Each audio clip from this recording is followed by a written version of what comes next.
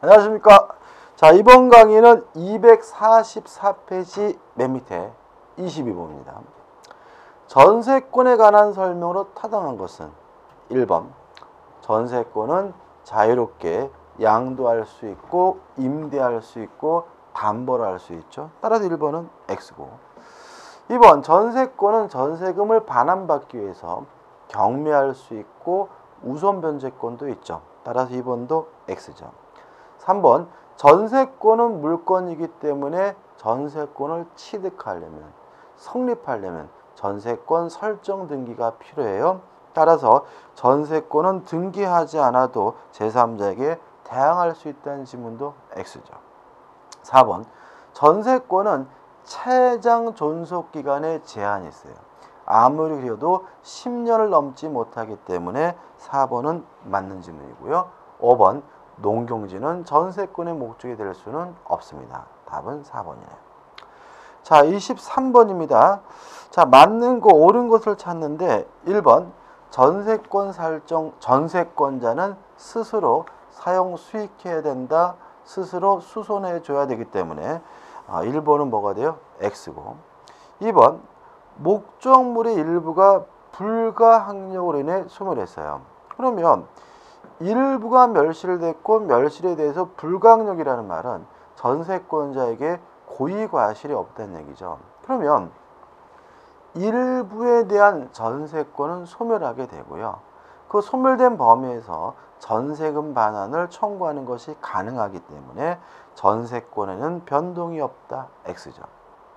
3번 전세권은 최단 기간을 보장하지 않아요. 따라서 존속기간에 약정이 없으면 언제든지 전세권 소멸의 통보가 가능하다는 지문은 뭐죠? 맞는 지문이죠. 답은 3번이고요. 4번 전세권자는 자유롭게 양도하고 임대할 수 있기 때문에 양도하기 위해서 동의를 얻어야 된다. 4번은 뭐죠? X고요.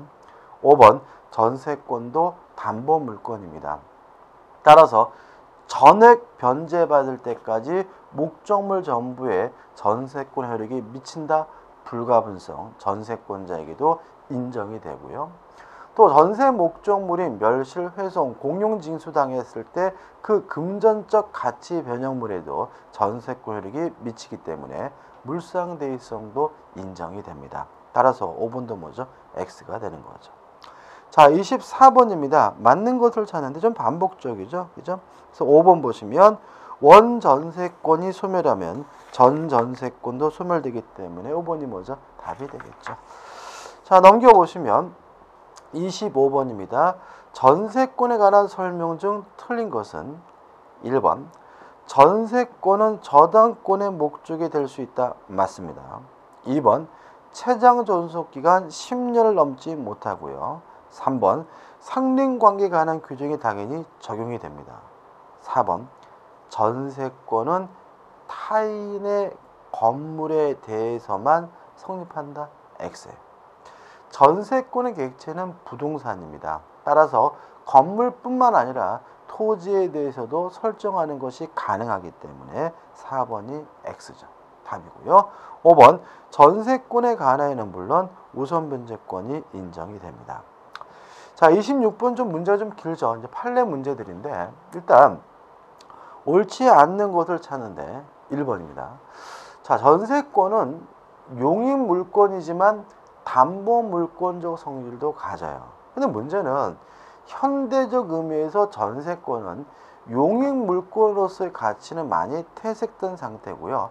담보 물권적 성질이 강조되고 있는 입장입니다. 따라서 이런 형태가 가능해지는 거죠. 제가요, 친구한테 돈을 1억을 빌려줬는데 안 갚아요. 그래서 엄마, 너 안 갚으면 네 아파트에 전세권 설정해줘 라고 요구하는 거 가능하고요. 그때는 제가 전세금을 따로 추가로 주는 것이 아니라 제가 빌려줬던 기존의 채권으로 전세금을 뭐 할 수 있어요? 가름할 수가 있는 거고요. 또 이런 방식으로 설정하게 되면 저의 주된 목적은 뭐예요? 그 아파트에서 살려고 하는 것이 아니라 빌려준 돈, 채권을 담보하기 위해서 설정하는 거고요. 실제로 저는 그 집에서 안 삽니다. 사용 수익하지 않습니다. 그래도 상관은 없는 거예요. 왜냐하면 전세권은 뭐기 때문에? 담보 물건이기 때문에. 1번입니다. 당사자가 주로 채권 담보의 목적으로 전세권을 설정한 경우, 가능하고도 유효한 겁니다. 그 설정과 동시에 전세 목적물을 인도하지 아니한 경우에도 장차 전세권자의 사용 수익권을 배제하는 것이 아니라면 그 전세권은 유효하다는 지문은 맞는 지문이고 꼭 기억해 두셔야 될 지문인 거죠. 그 다음에 2번, 전세권은 물건입니다. 따라서 새로운 소유자에게 대항할 수가 있거든요. 따라서 만약에 전세권이 설정된 후에 소유자가 바뀌었다면 새로운 소유자에게 대항할 수 있고 새로운 소유자에게 전세금 반환을 청구할 수가 있는 거예요. 근데 유의하실 것은 새로운 소유자한테 가가지고 끝났으니까 전세금 돌려주죠 그랬더니 야 인마 네가 나한테 돈 준 적 있어? 못 줘 라고 거부할 때 기존의 전세권 설정자인 구소유자에게 전세금 반환을 청구할 수 있느냐, 이 문제에 대해서 우리 판례는 없다라는 입장입니다. 왜냐하면 경매권이 있거든요. 싫어 못 줘라고 한다면 전세권자 뭐 하면 그만이에요? 경매하면 그만이기 때문에 그렇습니다. 따라서 2번 보시면 전세권이 성립한 후 전세 목적물의 소유권이 이전된 경우에는 전세권은 전세권자와 신소유자 사이에 계속 동일한 내용으로 전세하게 되고 전세금 반환 의무 역시 신소유자에게 이전한다. 맞는 지문이고요. 따라서 전세권 설정자인 구소유자에겐 전세금 반환을 청구할 수 없음을 주의하시기 바랍니다. 3번입니다. 전세권도 담보물건이기 때문에 부정성, 수반성이 있어요. 따라서 전세금 반환 채권이 주된 권리고 전세권이 오히려 종된 권리거든요. 따라서 채권과 전세권을 따로 분리해서 처분할 수 없는 것이 원칙입니다. 다만 두 가지 예외가 인정되는데 만약에 전세권이 이미 소멸돼서 없어졌어요. 그럼 어차피 뭐밖에 없어요? 채권밖에 없으니까 그때는 채권만 양도하는 거 가능하고요. 따라서 또 아직 소멸되기 전이라면 안 되겠지만 나중에 소멸될 것을 조건으로 해서 채권만 양도하는 것도 가능합니다. 다시 한번요. 전세권도 담보물건이므로 부정성, 수반성이 있기 때문에 전세금 반환 채권과 전세권은 따로 띄어서 분리 양도할 수가 없습니다. 다만 전세권이 소멸된 경우에는 채권만 양도하는 거 가능하고요. 소멸되기 전이라도 소멸될 것을 조건으로 한 채권만의 양도는 가능합니다. 이것도 중요한데 3번 전세권을 존속시키기로 하면서 전세금 반환 채권만을 전세권과 분리하여 양도할 수 없으나 왜요?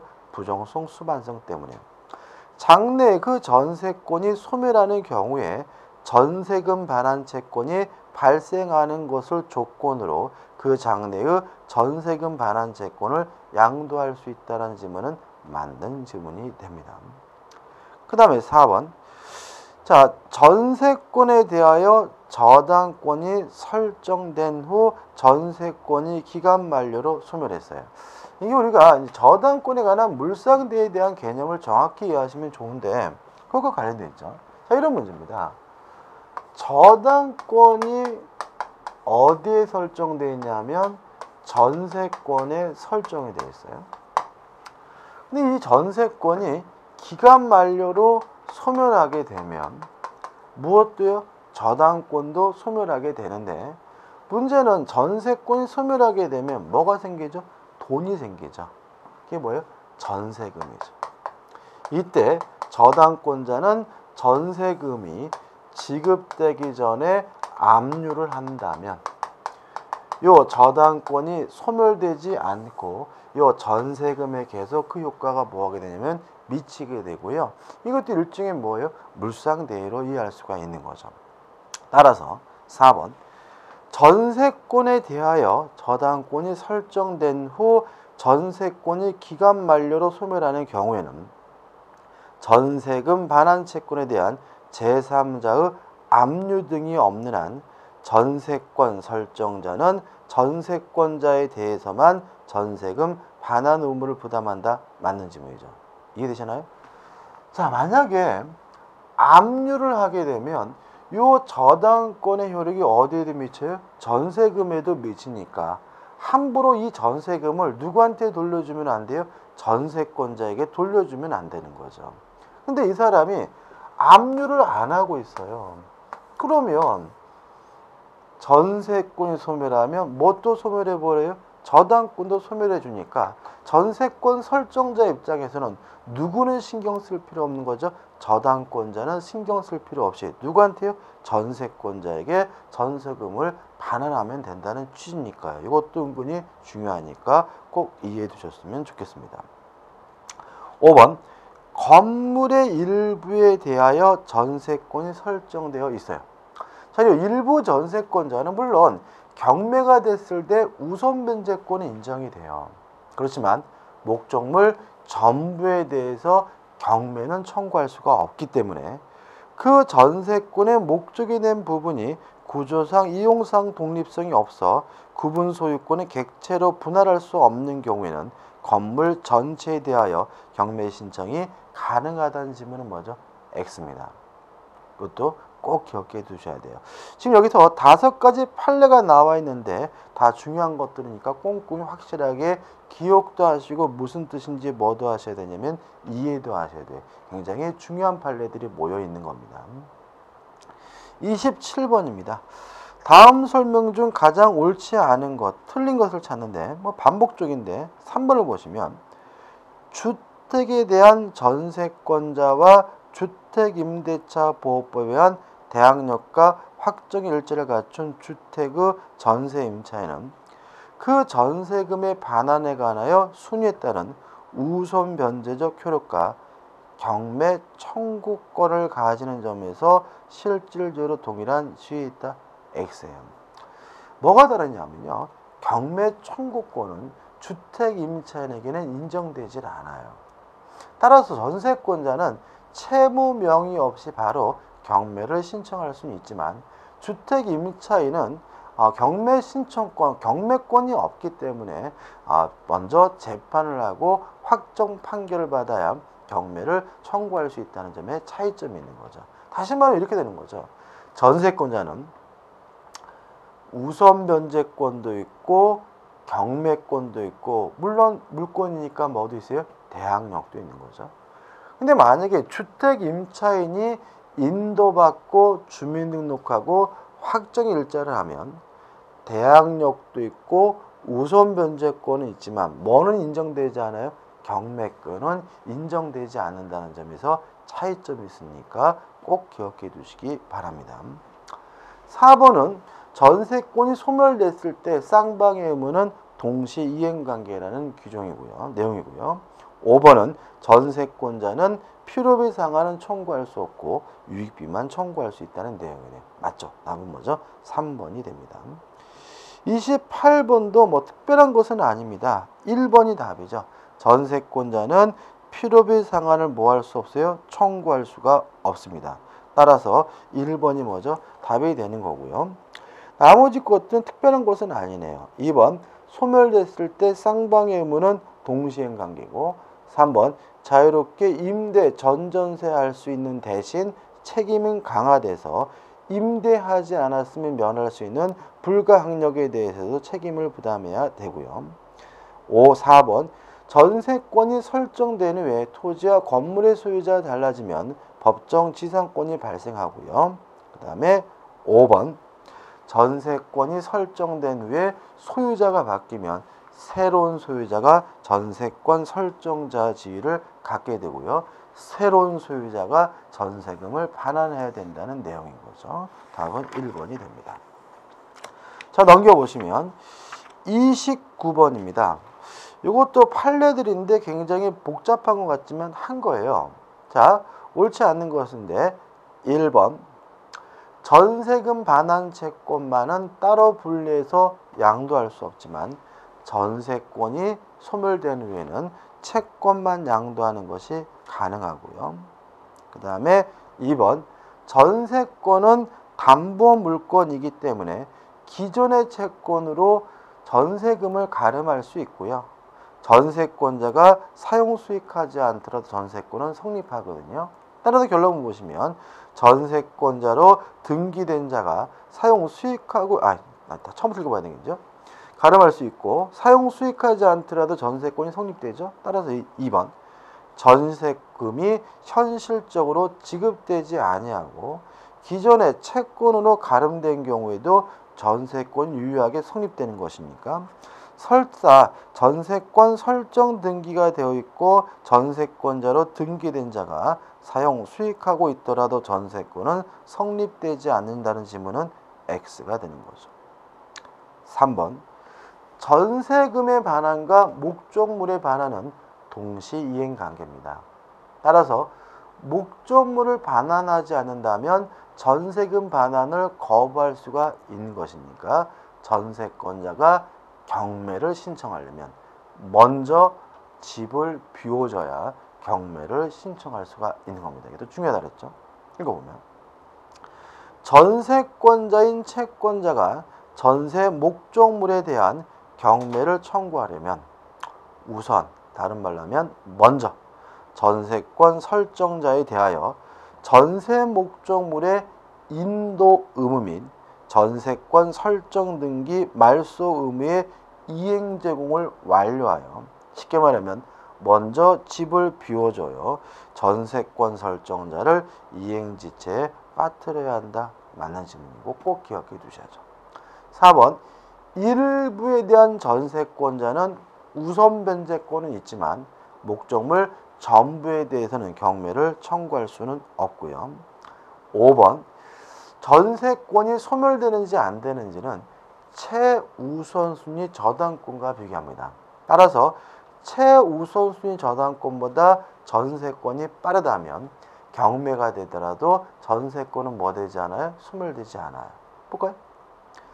전세권만이 설정되어 있는 부동산에 관하여 저당권이 설정된 경우죠. 그러면 전세권보다 빠른 저당권이 없다는 얘기니까 저당권자가 경매를 신청하더라도 전세권은 뭐 되지 않아요? 소멸되지 않아요.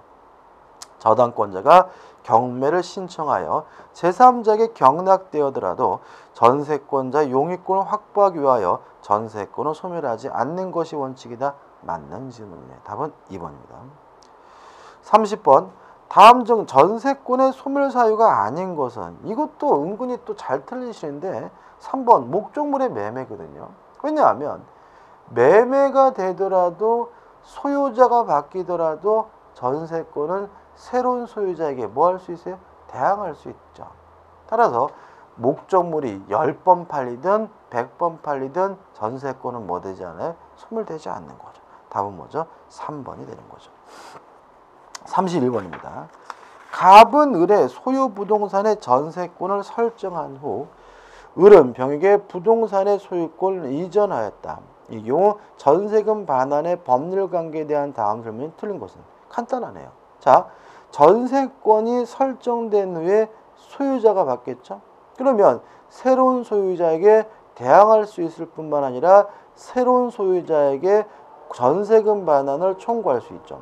유의하실 것은 원래 소유자인 을에게는 전세금 반환을 청구할 수는 없는 것이기 때문에 4번 병은 전세금의 반환 채무를 병전적으로 인수했다고 볼 수 있어 갑은 을과 병 중 누구에게나 전세금 반환을 청구할 수 있다는 지문은 뭐죠? X가 되는 거죠. 32번입니다. 존속기간에 관한 설명으로 옳은 걸 찾네요. 1번 채장기간은 제한이 있습니다. 아무리 길어도 10년을 넘지 못하고요. 2번 전세권은 원칙적으로 최단 기간을 보장하지 않지만 건물에 관한 전세권의 경우에만 1년이 보장되기 때문에 2번도 뭐죠? X고요. 3번 전세권의 경우에는 적극적으로 한 번 더 하자 갱신 청구권은 없어요. 그 대신 뭐가 있냐면 법정 갱신 제도가 있거든요. 그래서 한 번 더 뭐죠? X고요. 4번 전세권은 최단 기간을 보장하지 않기 때문에 존속기간의 약정이 없으면 언제든지 자유롭게 소멸 통고할 수 있는데 소멸 통고하면 6개월이 지나야 전세권이 소멸하는 것이지 통고를 받은 날 바로 소멸되는 것은 아니기 때문에 4번도 뭐가 돼요? X가 되죠.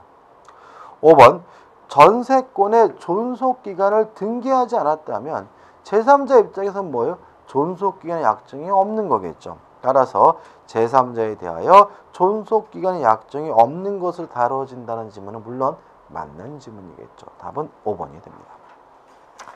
넘기셔서 이제 33번입니다. 자, 옳지 않는 것을 찾는데 2번 보시면 전세 목적물의 일부가 멸실되면 그 멸실된 부분에 관하여도 전세권을 소멸하지 않는다. X예요. 전세권이 소멸돼요. 따라서 소멸된 범위에서 전세금 반환을 뭐 할 수 있냐면 청구할 수가 있고요. 34번입니다. 타당한 것을 찾는데 1번 법정갱신은 법률 규정에 의한 갱신이기 때문에 등기하지 않아도 되고요. 등기하지 않아도 제3자에게 대항할 수 있거든요. 왜 그렇다고요? 법률 규정에 의한 갱신이니까. 읽어볼까요? 판례는 건물 전세권의 법정갱신에는 전세권 갱신에 관한 등기를 필요로 하지 않냐고. 맞죠? 전세권자는 그 등기 없이도 전세권 설정자나 그 목조물을 취득한 제3자에 대하여 권리를 주장할 수 있다고 한다. 맞는 지문이고 아주 잘 냅니다. 2번 전세권은 원칙적으로 채당 기간을 보장하지 않습니다. 3번 경제 사정 등의 변동으로 전세금이 현실적이지 않다면 증액 또는 감액 청구권이 인정이 되고요. 4번 전세권자는 필요비 상한은 청구할 수가 없고요. 5번 일부에 대한 전세권자, 부분 전세권자는 목적물 전부에 대해서는 경매할 청구는 없습니다. 옳은 것은 1번이 답이네요. 자, 35번입니다. 여기서부터 이제 용익물권에 관한 종합적 문제 두 문제가 있는데 용익물권의 특성에 관한 다음 기술 중 틀린 것은 1번 지상권과 지역권은 그 사용 목적과 내용에 제한이 없지만 X네요. 지역권은 제한이 없지만 지상권에는 있어요. 지상권은 건물 등을 소유하기 위해서 인정되는 거고요. 또 전세권도 제한이 있어요. 목적물의 용법에 쫓아 사용해야 되죠. 그래서 제한이 없는 것은 지역권만이기 때문에 1번은 뭐죠? X죠. 2번 지상권, 전세권, 지역권은 용익권자가 독점적으로 목적물을 사용 수익할 권리를 갖는다. X예요. 왜요? 지역권은 독점적 권리가 아니죠. 지역권은 배타적 권리가 아닙니다. 승역지 소유자 함께 사용해야 될 권리이기 때문에 지역권이 들어갔기 때문에 X고요. 3번 지상권과 전세권에는 경우는 각각 채당기간과 채당기간의 제한이 정해져 있다. X예요. 지상권의 경우에는 채당기간을 제한하지 않습니다. 4번 지상권이나 전세권을 설정하여 타인으로 하여금 물건을 점유하게 한 자는 간접으로 점유권이 있다. 맞죠? 자신의 물건을 어떤 이유든지 간에 남에게, 타인에게 지배시키고 있는 사람이 누구죠? 간접 점유자니까요. 5번 지상권에는 지로 증감 청구권이 인정되지만 전세권에는 전세금 증감 청구권이 인정되지 않는다. X예요. 둘 다 인정이 됩니다. 답은 4번이죠. 36번입니다. 용익물권에 관한 설명으로 옳은 것은 1번 지상권이 설정된 토지 위에 지상권자가 신축한 건물이 그 위에 가실로 소실됐어요. 그러면 건물이 없어졌으니까 건물의 소유권은 소멸되겠죠. 그렇지만 지상권은 소멸하지 않아요. 왜요? 지상권은 토지 사용권이니까요. 1번은 X네요. 2번 대지한 건물이 동일한 소유자에 속하는 그 건물의 전세권을 설정한 경우 그 대지 소유권의 특별 승계에는 전세권자에 대하여 지상권을 설정한 것을 본다. X. 지상권을 취득하는 사람은 전세권자가 아니라 토지 소유자인 전세권 설정자이어야 해요. 3번 전세 목적물의 통상 관리에 관한 수선 의무는 전세권 설정자에게 있는 게 아니라 전세권자에게 있고요. 4번 긍정적인 것은 단독으로입니다. 공유자 1인이 시효권을 취득한 경우 다른 공유자들 1을 취득한다. 맞네요. 답은 4번이죠. 5번 지상권이 저당권의 목적인 경우 2년 이상의 지료 연체를 하는 지상권 소멸청은 인정되지 않는다. X예요. 인정이 됩니다. 그죠? 인정이 돼요. 답은 4번이죠. 자, 넘겨보시면 이제 심화 사례 문제가 나오고 있습니다. 1번입니다. 갑이 그가 소유하는 X 토지에 대해 을과 지상권 설정 계약을 체결한 경우에 관한 다음 설명 중 옳은 것은? 자, 그러면 을이 지금 취득하는 것은 뭐죠? 지상권이죠. 1번. 갑은 을의 사용을 방해하지 않는 범위라도 을의 승낙이 없으면 X 토지의 지하 부분에 대해 제3자를 위해 구분지상권을 설정할 수 없다. 맞습니다.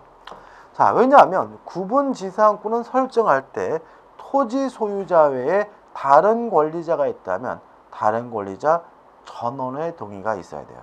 따라서 만약에 그 토지 위에 지상권자가 있다면 뭐 방해하든 안 하든 따질 필요 없이 지상권자의 동의가 필요하기 때문에 1번은 뭐죠? X가 되는 거죠. 2번. 1번은 뭐죠? 옳은 것이 되죠. 설정할 수 없다니까. 1번이 맞고 1번이 답인 거죠. 2번. 자, 지상권이 소멸하게 되면요. 원상 회복해야 되는데 이때 건물을 철거해야 되는데 지상권 설정자인 을은 갑에게 지상물 매수를 청구할 수 있어요. 이 경우에 갑은 정당한 이유가 없는 한 거절할 수가 없어요. 역으로 말하면 만약에 정당한 이유가 있다면 거절하는 것이 가능하기 때문에 결론 보시면 을은 어떠한 경우에나 이를 거절할 수 있다는 지문은 뭐죠? X가 되는 거죠. 왜요? 정당한 이유가 있다면 거절하는 것이 가능해요. 3번 지상권은 물건이기 때문에 지상권자 스스로가 알아서 사용 수익해야 돼요.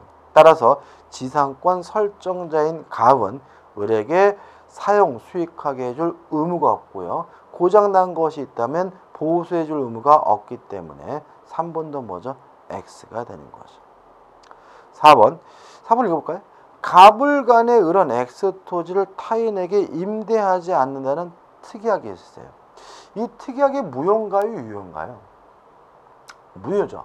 왜냐하면 지상권은 자유롭게 양도, 임대, 담보 설정할 수 있는데 이러한 자유는 절대적으로 보장되는 자유이기 때문에 특약으로서도 뭐 할 수 없어요? 폐지할 수 없어요. 따라서 타인에게 임대하지 않는다는 특약 자체가 무효이기 때문에 을은 이 특약에도 불구하고 여전히 임대할 수 있고요.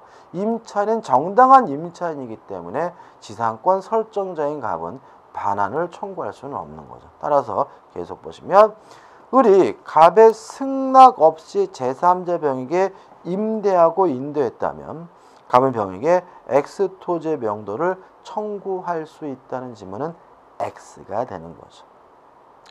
5번. 자, 담보 설정할 수 있는 자유도 절대적으로 보장되는 자유로 이해가 됩니다. 따라서 담보 설정 금지 특약 물론 뭐 어떻게 무효고요. 또 담보를 설정할 때도 지상권 설정자로부터 뭐 받을 필요 없어요? 동의받을 필요는 없는 거거든요. 5번. 을이 갑의 승낙 없이 제3자 병을 위해 지상권을 목적으로 한 저당권을 설정하고 등기를 했다면 아무 문제 없는 거고요. 따라서 갑은 원칙적으로 병에 대해 말소 등기를 청구할 수 있다는 지문도 뭐죠? X가 되죠. 답은 뭐죠? 1번이고 이것도 문제가 좀 길긴 하지만 많은 내용을 품고 있고 중요한 내용들이 많기 때문에 꼭 숙지를 해주셨으면 좋겠습니다. 자, 2번입니다. 다음 중 갑이 건물의 철거를 거절할 수 없는 경우는요. 자, 한번 생각해 보자고요. 건물과 토지 소유자가 달라요. 남의 땅 위에 건물을 가지고 있어요. 철거해야죠. 그럼 철거하지 않아도 되는 경우는 뭐예요? 법정 지상권이 발생했을 때입니다. 따라서 문제가 철거를 거절할 수 없는 경우는 결국 뭘 찾으라는 거예요? 법정 지상권이 발생하지 않는 경우를 찾으라는 얘기거든요. 1번 갑소유 토지에 저당권이 설정된 후 갑이 건물을 축조했어요. 자, 저당권 설정 당시 건물이 있었나요? 없었네요. 왜요? 저당권이 설정되고 갑이 건물을 뭐 했어요? 축조했으니까. 따라서 갑은 법정지상권을 취득하지 못하고요. 따라서 경락인이 갑에게 건물의 철거를 요구한다면 건물을 철거해야 되기 때문에 답은 뭐죠? 1번이 되는 거죠. 다시 한번요. 법정지상권이 발생하려면 저당권 설정 당시 건물이 있고 건물과 토지 소유자가 같아야 돼요. 2번 저당권 설정 당시 건물이 있었고 건물과 토지소유자가 같고요. 3번 전세권 설정 당시 건물이 있었고 건물과 토지소유자가 같고요. 4번과 5번은 뭐예요? 건물과 토지소유자가 같았는데 매매로 토지와 건물의 소유자가 달라진 경우에는 간습상 법정지상권이 발생하기 때문에 건물을 철거해 줄 필요는 없는 거죠. 자, 이번 강의 여기까지 하고요. 다음 강의 때 3번 문제로 들어가도록 하겠습니다.